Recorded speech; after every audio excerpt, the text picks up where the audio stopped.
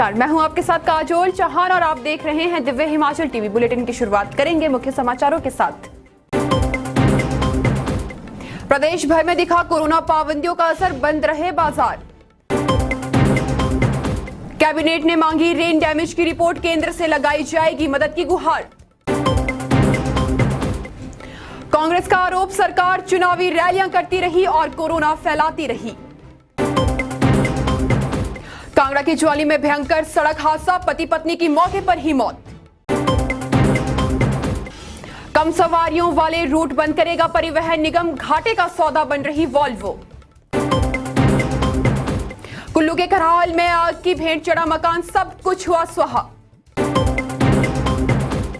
28 से 30 अप्रैल तक तेवर दिखाएगा मौसम, भारी बारिश बर्फबारी की चेतावनी। और अब खबरें विस्तार से। कोरोना को लेकर पूरे प्रदेश में लगाई गई पाबंदियों का आज पहला दिन था। जैसे कि आप सभी को पता है कि हिमाचल वीकेंड पर बंद रहेगा, तो आज शनिवार को इसे देखते हुए तमाम बाजार बंद रहे। आइए देखते हैं प्रदेश भर की ये तस्वीरें। कोविड-19 की पाबंदियों के तहत बढ़ाई गई सख्ती का असर आज पूरे प्रदेश में देखने को मिला। इस दौरान जहां बाजार बंद रहे, वहीं आवाजाही भी नाम मात्र ही नजर आई। शनिवार और रविवार को प्रदेश सरकार ने पूरे प्रदेश में बंद के आदेश जारी किए हैं। इन आदेशों की पालना करने के लिए प्रशासन को सख्त कदम उठाने को कहा गया है।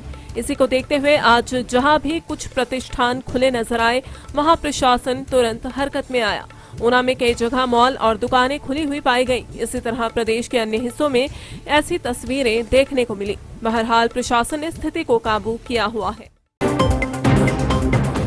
बीते 4 दिनों में लगातार होती रही भयंकर बारिश ने किसानों बागवानों की कमर तोड़ कर रख दी है। अब सरकार ये आंकलन करने में जुट गई है कि बारिश ने कितना और कहां नुकसान किया है। इसकी रिपोर्ट शीघ्र मंगवाई गई है। सरकार ने सभी अधिकारियों को आदेश दिए हैं कि रेन डैमेज की रिपोर्ट शीघ्र मुहैया करवाई जाए।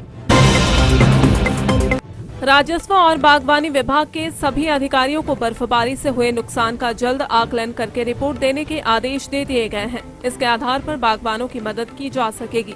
सूत्रों के अनुसार प्राकृतिक आपदा में हुए इस बड़े नुकसान पर जहां फसल बीमा से लाभ दिया जा सकता है, वहीं केंद्र सरकार से भी हिमाचल मदद की उम्मीद कर सकता है। इसके लिए केंद्र सरकार को नुकसान की भरपाई का प्रस्ताव यहां से आने वाले दिनों में भेजा जाएगा। बताया जा रहा है कि राज्य सरकार ने अभी केंद्र को भी बर्फबारी व ओलावृष्टि से फसलों को हुए नुकसान के वीडियो भेजकर सूचित किया है। केंद्र से भी नुकसान की भरपाई के प्रयास आने वाले दिनों में किए जाएंगे। प्रदेश के राजस्व एवं बागवानी मंत्री महेंद्र सिंह ठाकुर ने अपने विभागों के अधिकारियों को निर्देश दिए हैं कि वे इस बेमौसमी आफत से हुए नुकसान को लेकर अपनी पूरी रिपोर्ट दें। फील्ड में सभी को इस काम को करने के लिए कहा गया है और 1 सप्ताह में रिपोर्ट मांगी गई है। इस रिपोर्ट को कैबिनेट की बैठक में रखा जाएगा और वहां सरकार तय करेगी कि आगे क्या करना है।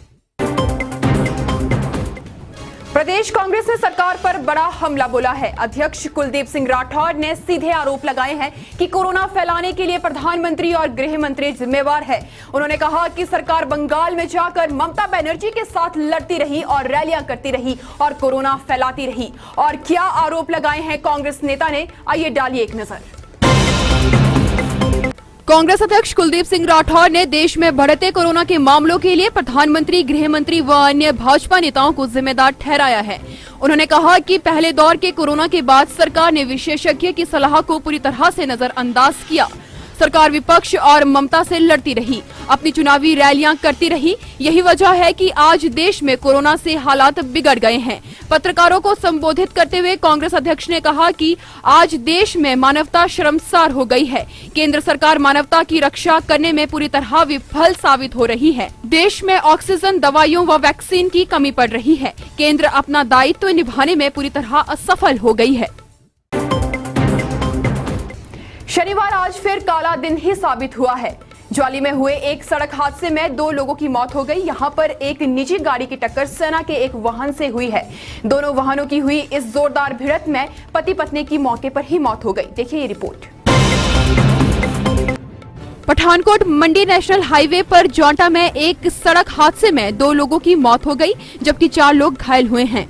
जोंटा में एक निजी गाड़ी सैन्य जिप्सी से टकरा गई। कोटला के समीप पड़ते मस्तगढ़ निवासी पति सतविंदर सिंह व उनकी पत्नी चंपा देवी की इस हादसे में मौत हो गई।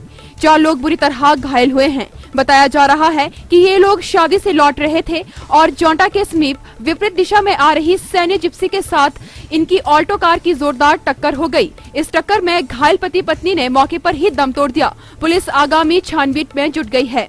एसआई राजकुमार ने मामले की पुष्टि करते हुए बताया है कि ऑल्टो कार में 6 लोग सवार थे और ये कार जोंटा में सैन्य वाहन से टकरा गई। पुलिस ने मामला दर्ज कर छानबीन शुरू कर दी है। शवों को पोस्टमार्टम के लिए भेज दिया गया है।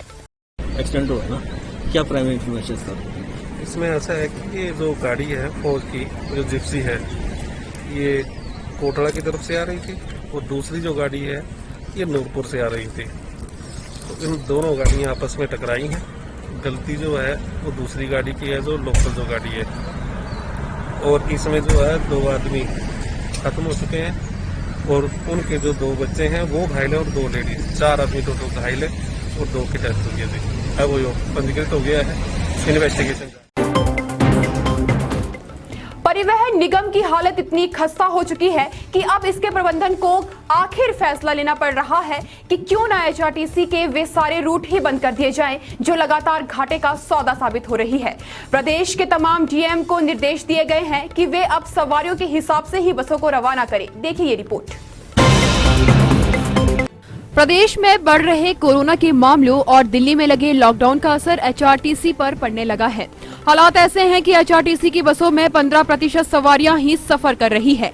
दिल्ली चंडीगढ़ रूट पर चलने वाली बसें खाली दौड़ रही है। एचआरटीसी ने भी जिलों के डीएम को ये जिम्मेदारी दे दी है कि वे सवारियों के हिसाब से बसों को राज्य से बाहर भेजें। बता दें कि आमतौर पर दिल्ली और चंडीगढ़ रूटों पर चलने वाली बसों की एडवांस में बुकिंग हो जाती थी और कोई भी सीट खाली नहीं रहती थी, लेकिन कोरोना के बढ़ते मामलों के चलते लोग लंबी यात्राओं पर जाने से बचने लगे हैं। दिल्ली के लिए शिमला से लगभग 11 वॉल्वो बसें चलती हैं। बीते साल कोरोना काल के बाद जनवरी से ही एचआरटीसी ने अपनी वॉल्वो बसें शुरू कर दी थी। कोरोना मामले बढ़ने से अब एक बार फिर एचआरटीसी को दिल्ली और चंडीगढ़ के लिए सवारियां नहीं मिल रही है। बसों में इस तरह घटती सवारियों से एक बार फिर एचआरटीसी घाटे में जा सकती है। आने वाले दिनों में निगम अपने कई रूट बंद भी कर सकती है। आग कभी अपनी लापरवाही से लगती है तो कभी अन्य कारणों से, मगर जब भी ये हादसा होता है तो सब कुछ स्वाहा हो जाता है। कुल्लू की करहाल घाटी में आज हुए एक अग्निकांड ने कुछ ऐसा ही कहर बरपाया है। पुलिस प्रशासन ने घटनास्थल पर जाकर छानबीन के बाद आगामी कार्यवाही शुरू कर दी है। देखिए कुल्लू से ये रिपोर्ट। कुल्लू की खराहल घाटी के चितानी पंचायत के शिला गांव में सुबह के समय अचानक आग लग गई। आग के कारण 2.5 मंजिला मकान जलकर राख हो गया। वहीं प्रभावित परिवार को भी लाखों रुपए का नुकसान हुआ है। पुलिस ने भी मामला दर्ज कर आग लगने के कारणों की जांच शुरू कर दी है।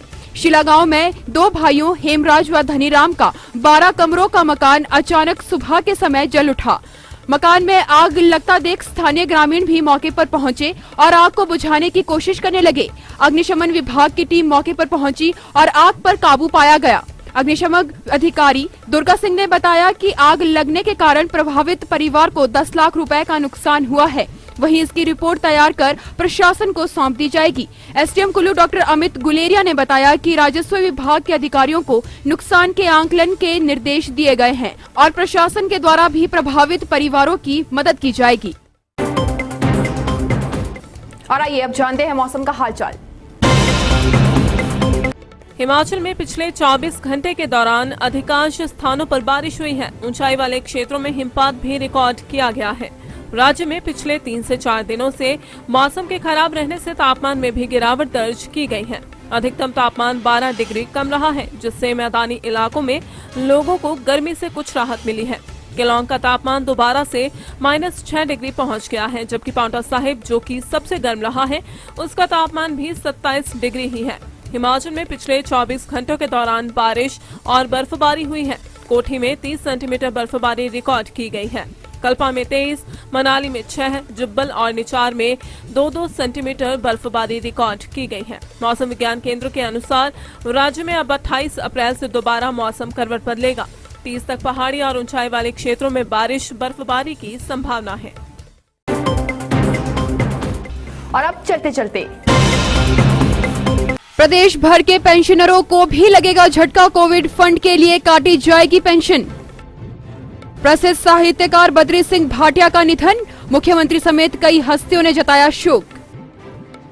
हिमाचल के 3 जगह शुरू हुई टेलीमेडिसिन सेवा, केंद्रीय वित्त मंत्री ने वीडियो कॉन्फ्रेंसिंग से किया शुभारंभ। कांग्रेस ने बनाया गांधी हेल्पलाइन डेस्क, वर्चुअल बैठक में कांग्रेस प्रभारी के आदेश, कोरोना से होगी जंग। चलिए फिलहाल इस बुलेटिन में इतना ही। नमस्कार।